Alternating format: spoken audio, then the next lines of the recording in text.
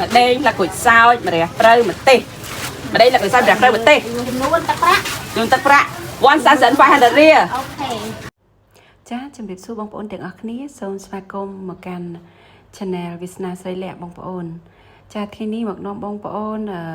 ดาบซาตัดติงอย่ากึ่งเต้ดำใบเธอชาใส่ม้วนชาใส่ม้วนจะมวยมาแรปเปอร์ชากระดังใส่ม้วนนั่นนะบางปอนแต่ยำยกใส่ถุงม้วนหายทามนหนึ่งกึดจังทาเธอไอ้นั่นคือทาซูนอมเอาให้เนี่ยแต่ไอ้นั่นสิไอ้đằng nhằm ấy thế mền hoàn đừng nhập ấy tê đằng ở này nó lòi trong hộp ấy nào đằng trong hộp ấy chọc ấy chứ đằng trong hộp ấy không ác liên ấy là ác liên này liên ta phải là đằng hộp ấy đằng liên ấy cái ỏi hộp ấy hộp năng thì cả được lấy cái cả ai xịa cả đấy anh chỉ cá tí tiệt chẳng anh chỉ cá tí tiệt trong vừa trà sạch môn trà sạch môn vừa đấy trà sạch môn vừa đẹp rồi cua tao người ta xài chân ta xài bỏ tính hơn mà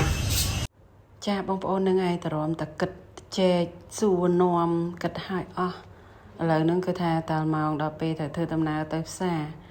cái này cứ tha ban tới xa cho môi pro hay là con sray hay cứ tha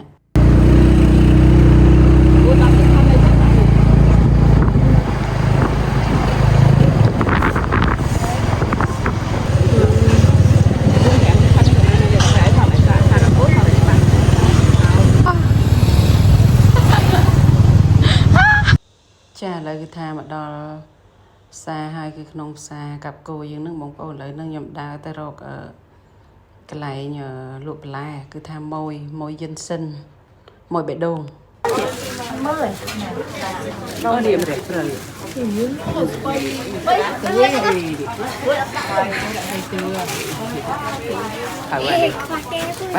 nâng ngày bóng bầu chân cứ tha mà đo lại môi nâng hai cứ tha chậm bàn mà ra rồi mà đông nâng tay mà đòn hay không môi pro nhom nâng cơ ta đào màu chấm môi nâng ai mà đai thông là hột hay nhâm sập và prem và prey tay mà đòn nâng hai cái này lụ còn ai thì pro thà tính sẽ khai hay bầm màn lùi có đi pro prap cọt tàu mà đây là củi sao mà đẹp prey mà tê mà đây là củi sao đẹp prey mà tê luôn tắc rạ one thousand five hundred ria cho pi tinh cường tê cha cái đó hay mà tinh em bỏ cho đợi ở cồn áo khai đó nhà mấy nhắm thì a là o à xia nhà đó lôi à cha bắt đầu bị tinh kêu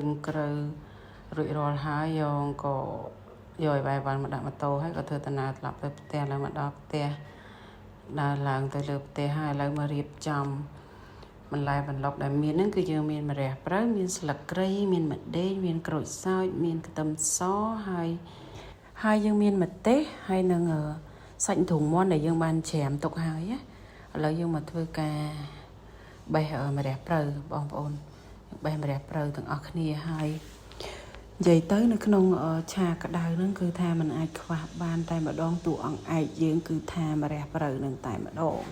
ហើយថ្ងៃនេះខ្ញុំគិតពិចារណាចុះឡើងជាមួយបងប្អូនទៅក៏សម្រេចចិត្ត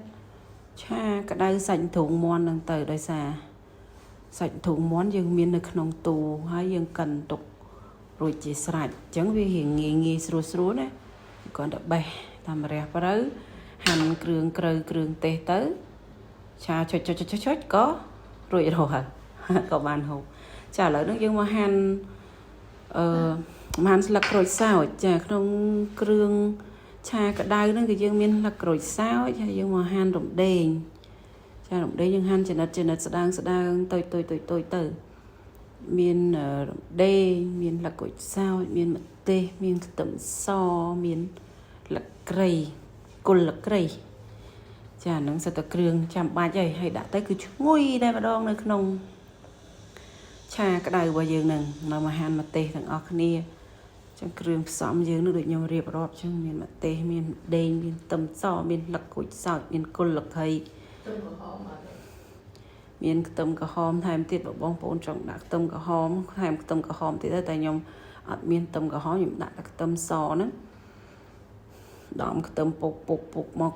ច្រាមខ្ទឹមហ្នឹងទៅនិយាយរួមទៅតាមពិតទៅឆានេះគឺវាស្រួលបងប្អូនគ្រឿងខៅសើមានស្រួលរហអត់មានពិបាកទេចាឥឡូវmìnhច្រាមខ្ទឹមទាំងអស់គ្នាតែមកយើងច្រាមឲ្យល្អិតទុយទៅឥឡូវហ្នឹងគល់លក្ខីមកហាន់វាជាសរសៃស្ដើងណាបងប្អូនស្រួលដាក់ទៅវាក្លិនឈ្ងុយពេញនៅក្នុងខ្ទះឆារបស់យើងចាឥឡូវហាន់ស្លឹកគ្រៃអីនិងគ្រឿងក្រៅយើងរួចរាល់ហើយយើងមានសាច់ធុងមាន់ច្រាមហ្នឹងប្រហែល4ខាំបងប្អូនឥឡូវហ្នឹងមកដាក់ខ្ទះឲ្យក្តៅហើយយើងចាក់ខ្លាញ់នៅក្នុងដបនេះហ្នឹងគឺខ្លាញ់មិនមែនទឹកសុទ្ធទេណាបងប្អូនខ្លាញ់ខ្ញុំចំហៀវហើយខ្ញុំចាក់ចូលក្នុងដបទឹកសុទ្ធទុក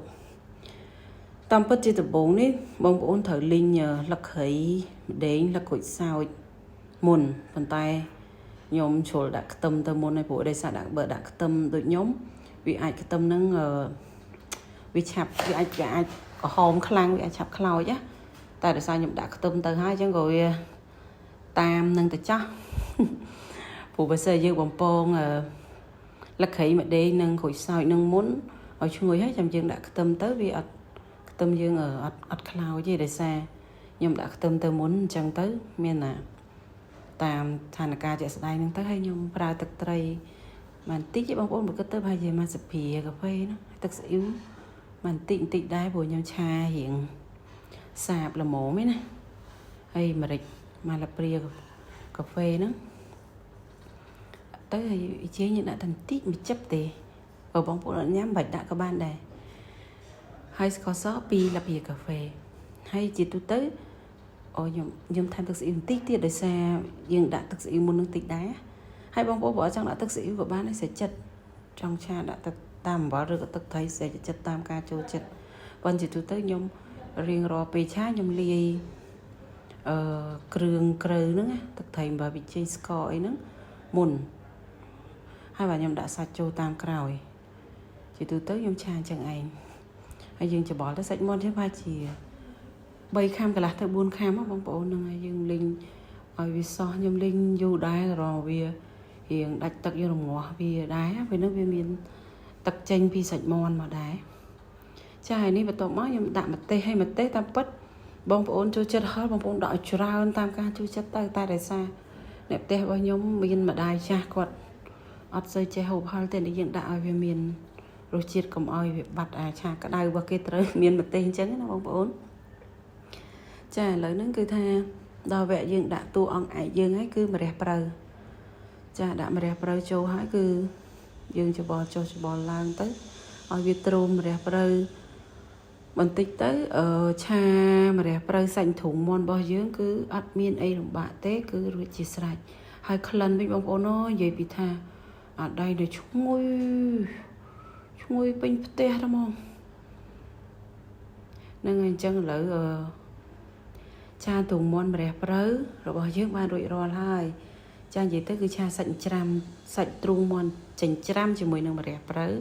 បានរួចជាស្រេចយើងដួសដាក់ចានហើយក៏សូមគ្រប់ជ័យបងប្អូនទស្សនិកជនទាំងអស់គ្នាចូលរួមទទួលទានបាយជាមួយនឹងឆាម្រះព្រៅសាច់ទ្រូងមាន់ជាមួយនឹងកូនស្រីនាងខ្ញុំចាហើយនឹងយើងមើលទៅទំនងមែនតើបងប្អូននេះខ្ញុំរយដាក់ម្ទេសថែមពីលើខ្ញុំអត់សូវប្រកែកម្ទេសតែវាមើលទៅទំនងគួរចង់ញ៉ាំអញ្ចឹងសូមអញ្ជើញទទួលទានជាមួយនឹងកូនស្រីហើយសង្ឃឹមថាបងប្អូននឹងអាចនឹកឃើញទៅយកសាច់ទ្រូងមាន់ដែលមាន